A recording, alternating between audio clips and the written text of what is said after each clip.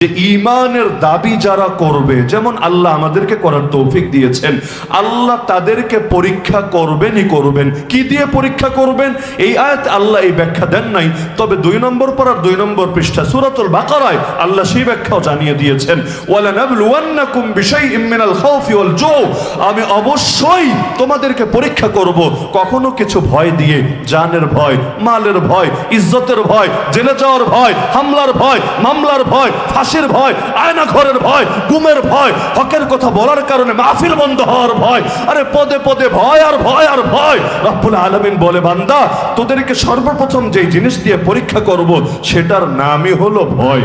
2 নম্বরে ওয়াল জু, ক্ষুধামন্দা। দেখা যাবে হকের পথে যতদিন ছিল না, টাকা পয়সার অভাব ছিল না, এবার দিন মানতে শুরু করেছে, ইসলাম প্র্যাকটিস করতে শুরু করেছে, অভাব এখন আর তার পিছু ছাড়েই না। আল্লাহ নবী তো তার জামানায় জানিয়েছেন, ইসলাম যারা গ্রহণ করে তাদের উপর বিপদ মুসিবত এমনভাবে আসতে থাকে রবের পক্ষ থেকে, যেভাবে ঢালু ভূমির দিকে উঁচু ভূমি থেকে পানি গড়িয়ে আসতে থাকে বাধাহীনভাবে। বেশি যদি বুঝতে কষ্ট হয়, উদাহরণটা ভারত আর বাংলাদেশের অবস্থার দিকে নজর দিলে বুঝে আসবে। উপর থেকে পানি ছাড়ে আর নিচগুলো একেবারে বন্যায় প্লাবিত হয়ে ওঠে। এমনকি পানি যখন ছাড়ে এই হিতাহিত জ্ঞানটাও থাকে না, এই পানিতে শুধু মসজিদ ঢুকবে না, এই পানিতে শুধু মাদ্রাসা ঢুকবে না, এই পানিতে শুধু ইসলামপন্থীদের কষ্ট হবে না, এই পানিতে তাদের জাত ভাই যাদের রক্ষা করার জন্য বদ্ধপরিকর তাদের ঘরবাড়িও ডুববে, তাদের মন্দিরও ডুববে, তাদের মূর্তিও পানিতে পানিতে ভেসে যাবে। আরে আমরা রাতভর মন্দির পাহারা দিলেও দিনভর শাহবাগে গিয়ে আমাদের বিরুদ্ধে হুঙ্কার তোলে। আরে বাংলাদেশকে ধর্মনিরপেক্ষ রাষ্ট্র বানাতে হবে, এই ইসলাম রাষ্ট্র ধর্ম ইসলামকে এই দেশ থেকে বিদায় করতে হবে, আর এই মোল্লা মুন্সিরে কঠোরভাবে সাহায্য করতে হবে। তো আমরা রাতভর পাহারা দেওয়ার পরও দিনভর গালি শোনা লাগে, শাহবাগে গিয়ে ভিড় করে, আর ওরা যে কয়েক লক্ষ একই ধর্মের লোককে ডুবিয়ে ছেড়েছে, অনেকে মরে পর্যন্ত গিয়েছে, আর কত অজস্র অগণিত মূর্তি যে ভেসে গিয়েছে আল্লাহ ভালো জানে। এটা নিয়ে প্রতিবাদ আসে না, আসবে কিভাবে? বাংলায় বলে ভাসুরের নাম নাকি মুখে আনতে নাই। তাহলে আল্লাহ রাব্বুল আলামিন বললেন, 1 নম্বরে কখনো পরীক্ষা করব ভয় দিয়ে, কখনো পরীক্ষা করব ক্ষুধামন্দা দিয়ে। 3 নম্বর ওয়ানাকসিম মিনাল আমওয়াল, কখনো পরীক্ষা করব তোমাদেরকে সম্পদ কমে যাওয়া দিয়ে, ওয়াসামারাত, ফসল কমে যাওয়া দিয়ে, ওয়াবাশশিরিস সাবিরিন, লেকিন পরীক্ষাগুলোর মধ্যেও যারা অটল থাকবে, অবিচল থাকবে, সবরের পরীক্ষা দেবে। সবর মানে খালি এটা না, হাউ মাউ করলো না, কান্নাকাটি করলো না, চিৎকার চেঁচামেচি করলো না, এটাকেই সবর বলে না। সবরের 1 নম্বর কথা হলো, যত বড় বাধা আসুক তবুও গুনাতে লিপ্ত হবে না, যত বড় কোরবানি দেওয়া লাগুক তবুও হকের পথ ছাড়বে না। যেমন আমার রাসূল বলেছেন, উম্মত শোনো, ইন্না মিন ওয়ারাইকুম আইয়ামাস সবর, তোমাদের পরে এই পৃথিবীতে আসতে যাচ্ছে সবরের জামানা। কেমন সবর?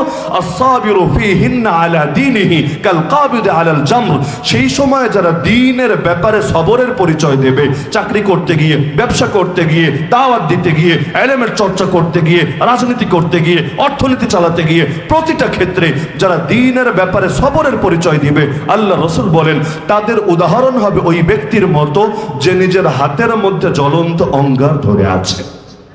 কিন্তু লিল আমিলি ফীহিন্না মিথলু আজরি 50 রাজুলাম মিনকুম, এরপরও যারা আমল চালিয়ে যাবে তাদের এক একজন তোমাদের 50 জনের সওয়াব পাবে।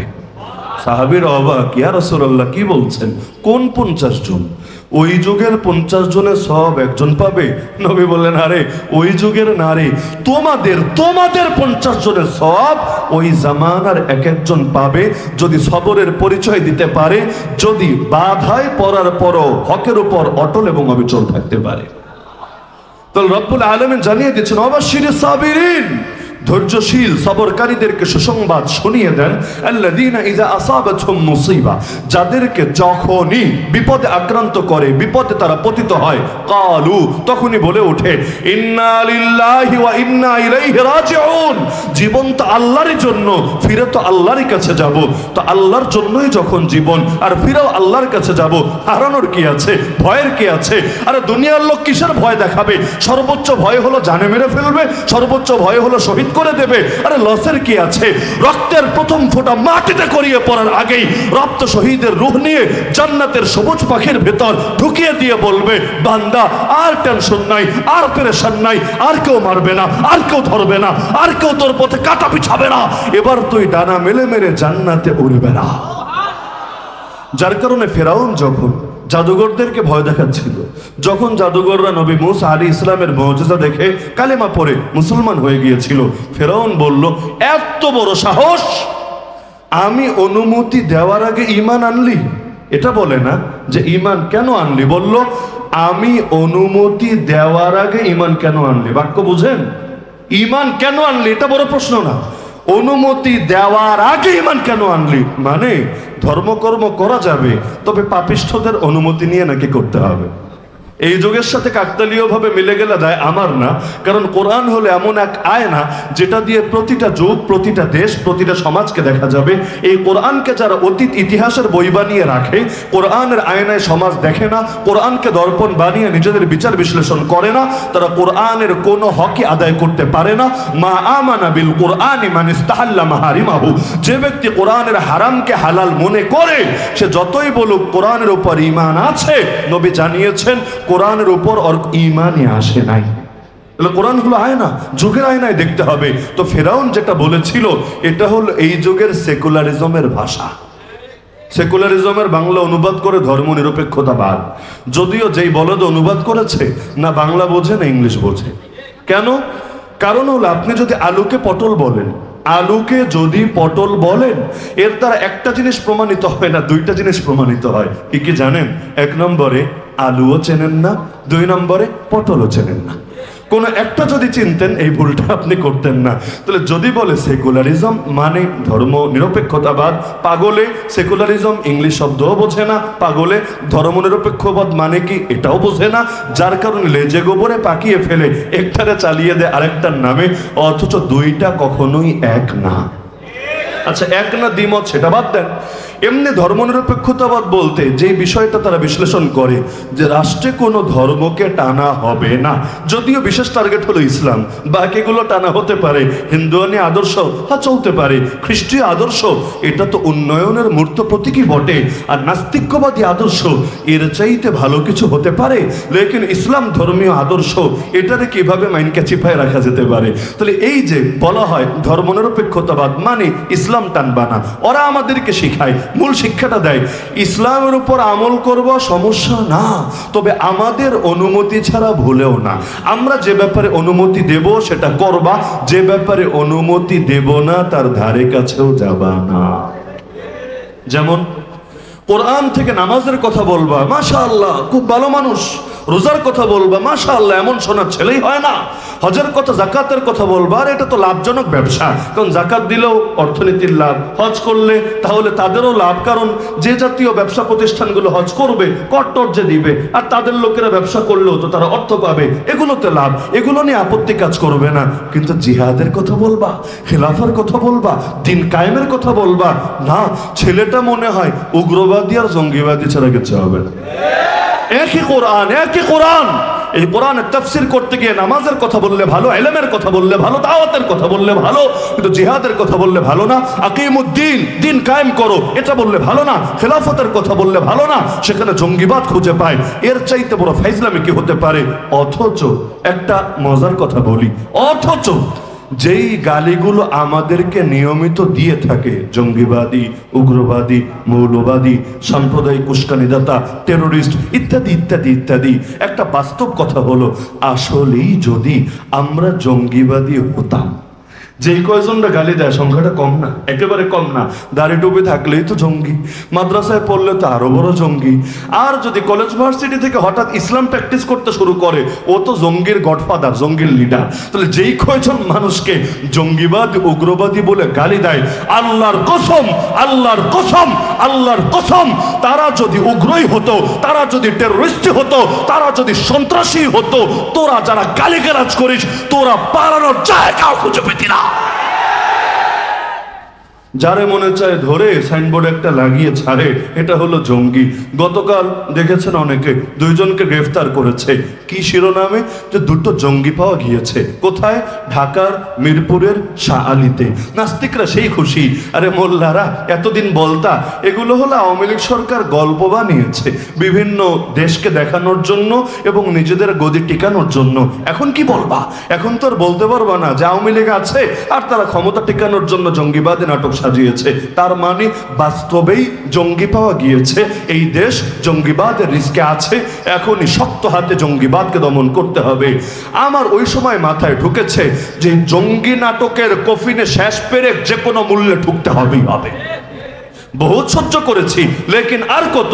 তা আমার ইচ্ছা ছিল আজকেই বাংলাদেশের অনেক গুরুত্বপূর্ণ ব্যক্তি, বিশেষ করে ধর্মীয় লাইনে অনেকের সাথে পরামর্শ করব যে এই ধর্মীয় চেতনার গোড়ায় কুঠারাঘাত করার জন্য বারবার যে জঙ্গি নাটক সাজাচ্ছে, এর শেষ কিভাবে করা যেতে পারে। আলহামদুলিল্লাহ আলহামদুলিল্লাহ, অত কিছু লাগে নাই। গতকাল সোশ্যাল মিডিয়ায় আপনারা যারা খালি প্রতিবাদের আওয়াজ তুলেছেন, এখন রাতভর আওয়াজ তুলেছেন, সকালে উঠেই দেখি নিউজ হয়ে গিয়েছে। সরি ঠুক্কু, আমাদের ভুল হয়েছে। আসলে জঙ্গি হবে না, শব্দটা নাশকতাকারী হবে। এখন ভুলে কোনো মিডিয়া জঙ্গি টঙ্গি বলে দিয়েছে। আসলে জঙ্গি নাই দেশে, এগুলো সব নাশকতাকারী বটে। বাহ, বাংলায় বলে ঠেলার নাম। এমনই তো হয়েছে, কারণ নিপট করলা তখন কি আবেগ কাজ করেছে? বিবেক কাজ করে নাই। আর ঠেলা যখন খেতে শুরু করলা তখন বিবেকটা জেগে উঠেছে। আর এই স্বাধীন বাংলায় এ সমস্ত নাটক আর পাবলিক খাবে না। এই সমস্ত নাটকের রচনা করেই আয়নাঘরকে বৈধতা দিয়েছো। এ সমস্ত নাটকের রচনা করেই হাজার হাজার আলেম ওলামা, মাদ্রাসার ছাত্র, সাধারণ তাওহীদি জনতা, তাদেরকে হয়রানি আর পেরেশানি করেছো। আরে কত মানুষকে নির্মমভাবে হত্যা করা হয়েছে বিচার বহির্ভূতভাবে। কত মায়ের কোল খালি করা হয়েছে, কত বাবার চোখ থেকে পানি ঝরানো হয়েছে। আরে কত শ্রেষ্ঠ ব্যক্তিত্বকে চিরতরে পঙ্গু করে ছেড়েছে। আর কতকাল এই জুলুম চলবে? আমেরিকার ওয়ার 1 টেররি তো মাঠে মারা গিয়েছে। আর এখন আমেরিকার চেলাচামুন্ডোরা নতুন করে পুরনো কেচ্ছা নিয়ে হাজির হবে ইনশাআল্লাহ। যতদিন পর্যন্ত এই দেশে মুসলমান জীবিত আছে, আরে রক্ত দেওয়া যখন শিখেই গেছে, এই জাতিকে রুখার সাধ্য কার আছে?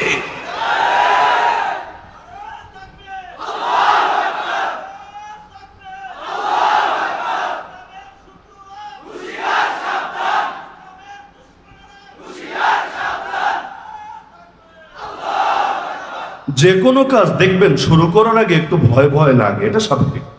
এমনকি পরীক্ষা, যারা পরীক্ষা দেন, বিশেষ করে যদি মৌখিক পরীক্ষা হয় আর যদি চাকরি ইন্টারভিউ হয়, সব ক্ষেত্রে দেখবেন যাওয়ার আগে আলাদা একটা ভয় কাজ করে। আমরা ধরেন যতদিন জেলে যাই নাই, রিমান্ডে যাই নাই, বাস্তবতা এটা বড় ভয় লাগতো।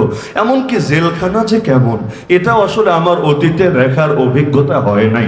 যখন ধরে নিয়ে গেল, এখন নিয়ে প্রথমে ঢুকালো সেই কাউন্টার টেরোরিজমের সেই কয়েদখানা, যেগুলোকে পুলিশের বা ডিবির আয়নাঘর বলে পত্রপত্রিকা ইদানিং রিপোর্ট করেছে, সেখানে নিয়ে ঢুকালো। ভাবলাম আরে এটাই আবার জেলখানা কিনা, এখানেই কি বাকি জীবন থাকা লাগবে কিনা আল্লাহ ভালো জানে। সেখান থেকে যখন কোর্ট গারদে নিয়ে ঢুকালো, আর কোর্ট গারদ তো এমন নিকৃষ্ট অবস্থা, যারা গিয়েছেন ভালো রকম জানেন, সুস্থ রুচির কোনো মানুষ সেখানে 5 মিনিটও থাকতে পারবে না।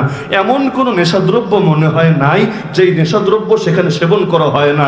আর বাথরুম তো সুবহানাল্লাহ মাশাআল্লাহ, ওই বাথরুমে যদি একবার কেউ যায়, বমি আটকে রাখতে পারবে কিনা আল্লাহ ভালো জানে। এখন কিভাবে সেখানে নেশাদ্রব্য সাপ্লাই হয় ওটা আমার আর বলে দেওয়া লাগবে না, যারা বোঝার এমনিতেই বোঝে।